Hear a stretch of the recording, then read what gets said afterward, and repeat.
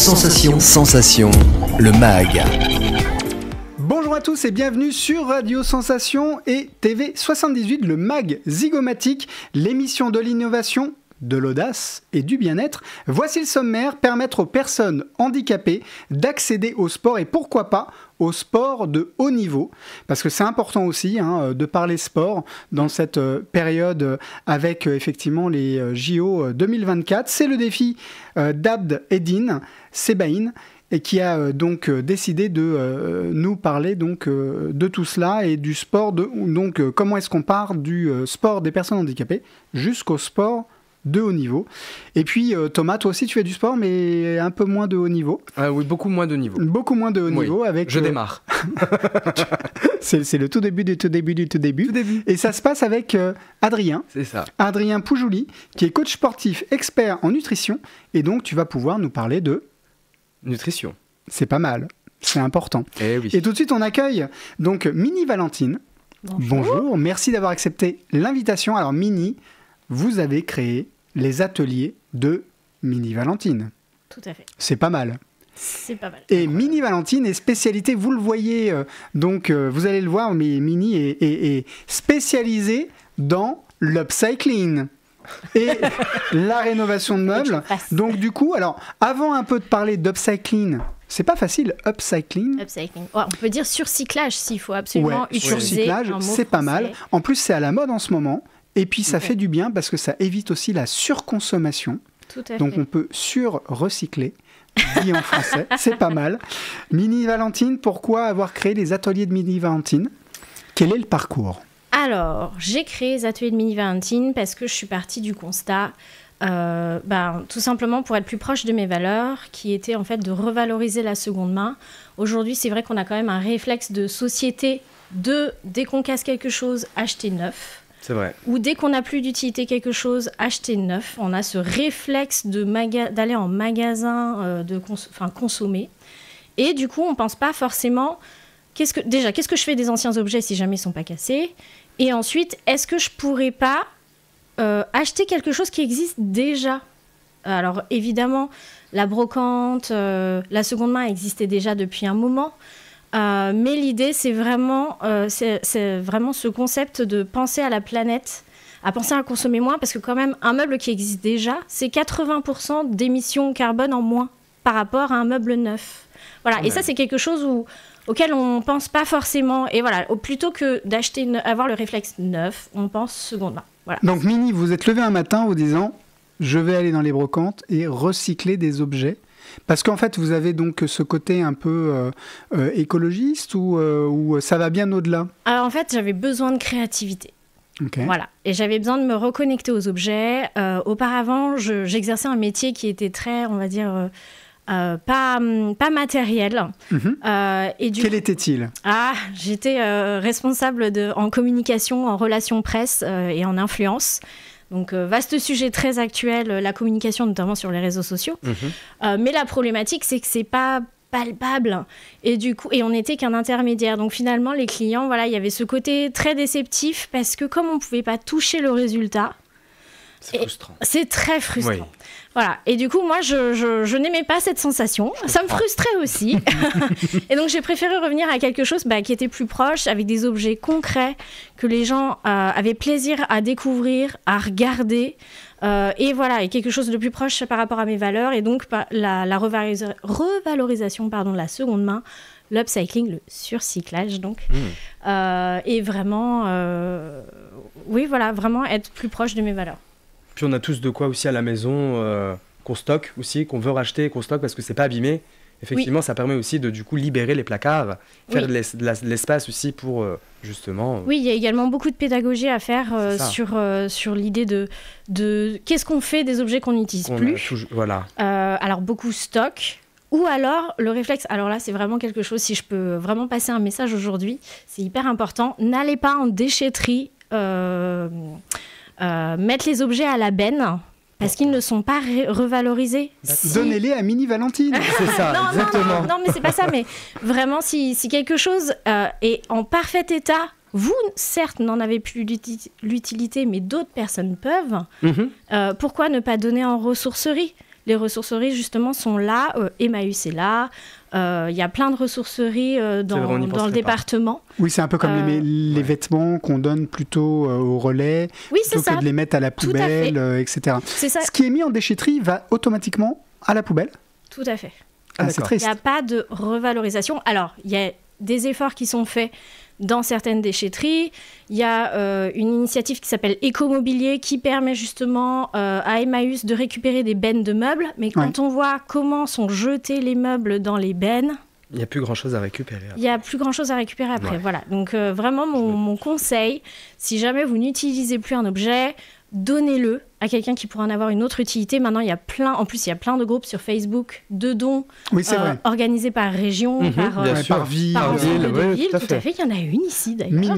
Moi, j'ai 3 petits paniers, et je me dis, mais qu'est-ce que je peux en faire? Et si je les donne à Mini Valentine, elle en fait quoi? Oui, voilà. Par exemple, dans les upcycling, les surcyclages que je réalise, j'ai pris par exemple des panières à pain. Donc c'est vrai qu'aujourd'hui, c'est pas un objet très à la mode. On n'utilise plus trop de panières de pain. Si, moi j'en ai. Toujours, on en a toujours dans le fond. Tous. Et notamment pour le pain grillé, parce que ça me permet de le mettre sans brûler les doigts, avec la belle petite serviette, etc. Et donc la Mini, vous nous montrez donc 3 paniers. Et donc moi, je réalise en fait un luminaire en superposant les paniers, en mettant une ampoule avec un éclairage spécial qui va mettre en valeur le panier.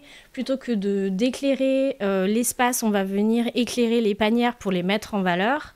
Éclairage indirect, ça marche toujours. Indirect, tout à fait. Et voilà, et ça peut soit se poser, par exemple, en centre de table, ou se faire accrocher au mur, puisqu'il y a un petit crochet. Et ça coûte rien. Et ça coûte pas grand-chose, à part mon travail quand même. Oui, non, mais c'est important de pouvoir connaître et comprendre. C'est pour ça qu'il y a les ateliers Mini Valentine qui sont déployés. Et d'ailleurs, comment est-ce qu'on peut réserver un créneau avec Mini Valentine pour apprendre tout ça?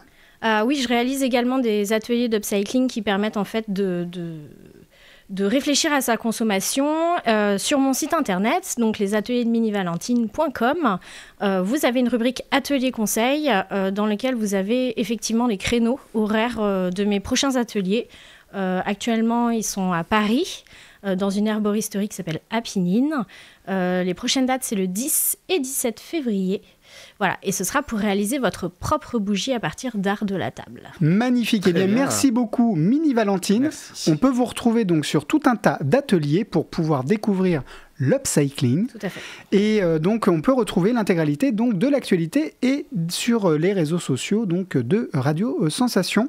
Une autre rencontre inspirante nous est proposée donc par Mathis Godefroy, notamment sur comment est-ce qu'on peut passer de l'handisport à du sport de haut niveau. Et pour ça donc on découvre Abedine Sebain qui est en charge du projet.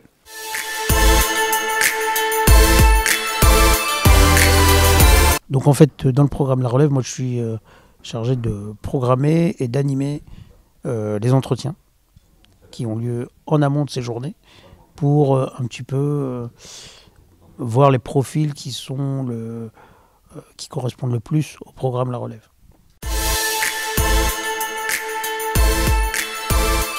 L'exposition qu'on va donner au Parasport va permettre de requalifier au sein de la société les personnes en situation de handicap. On sait que le sport et l'exposition qu'on donne au sport nous montrent des humains en train de performer. Et c'est vrai que généralement les personnes en situation de handicap ne sont pas associées à la performance, du fait même de tout ce à quoi renvoie le handicap dans notre société.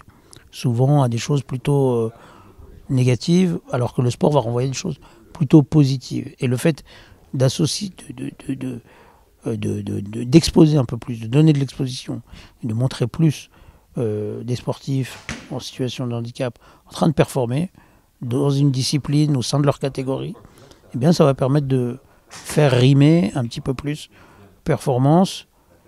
Quand je dis performance, c'est la capacité d'agir surtout, avec la question des singularités physiques ou psychiques.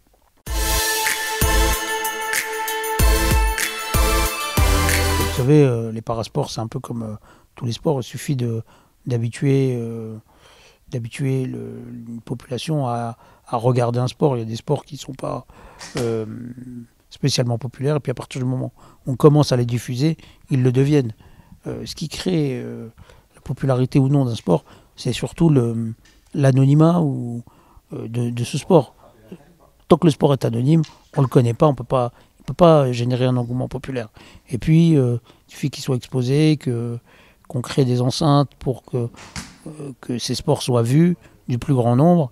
Et puis, c'est ce qui s'est passé avec les sports collectifs, comme le foot à l'époque, et le rugby, et d'autres sports encore avant, comme le village entier allait voir ce sport. Eh bien, c'était des sports qui étaient populaires et qui sont restés au travers des siècles, puisque le nombre de participants représentait tout le village. Bon, aujourd'hui, il y a tellement de sports que pour les sports émergents, c'est compliqué d'être populaire. En revanche, on a d'autres médias, des médias télé, d'autres médias pour diffuser ces sports, l'Internet notamment, et il suffit de les diffuser un peu, d'habituer l'œil à voir ces sports et à voir ces profils de sportifs pour que ça devienne populaire.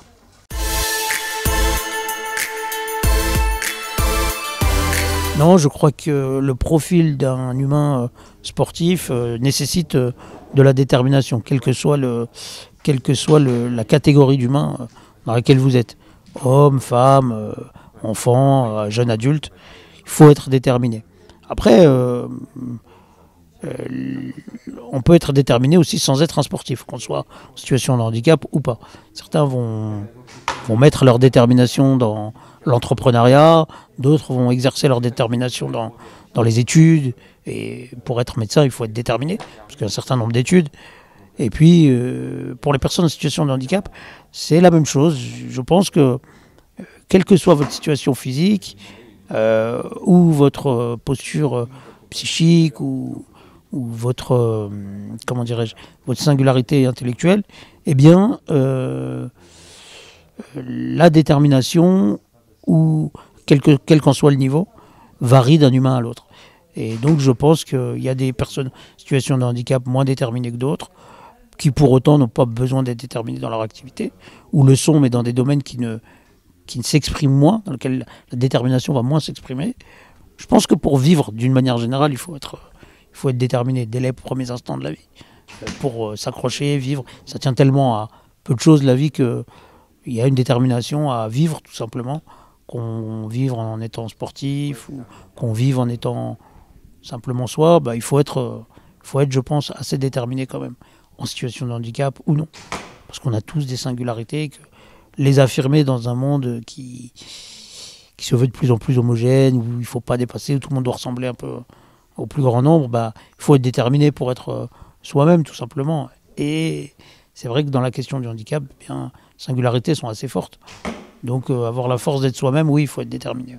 Des propos recueillis par Mathis Godefroy, et vous pouvez retrouver l'intégralité de cet entretien directement sur notre chaîne YouTube de Radio Sensation.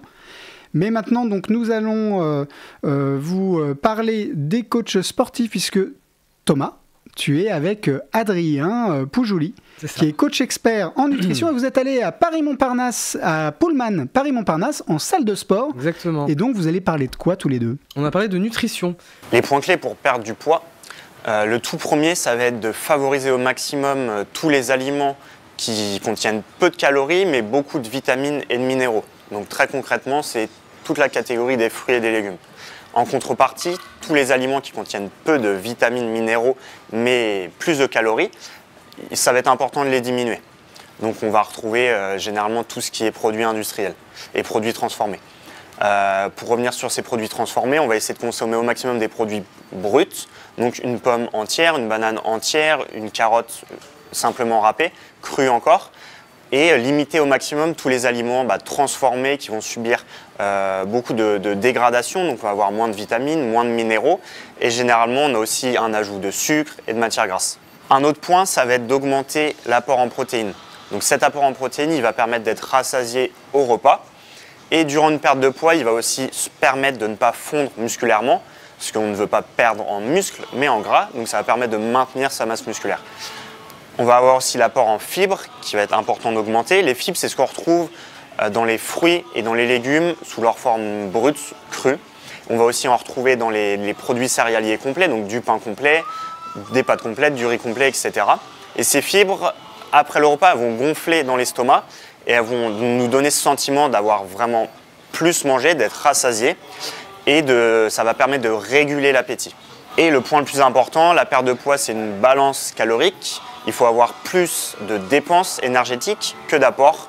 Donc il va falloir jouer là-dessus pour pouvoir engendrer une perte de poids. Le MAG Zygomatic, c'est terminé. Vous pouvez retrouver l'intégralité de cette émission en podcast et sur l'application de Radio Sensation. On va redonner Mini Valentine, les ateliers de Mini Valentine. .com directement, où on peut faire de l'upcycling pour pouvoir bientôt créer des petites bougies à soie ou tout simplement réutiliser ce qui est dans nos greniers ou dans nos placards. Rendez-vous Merci le 10 à février. tous et à très bientôt.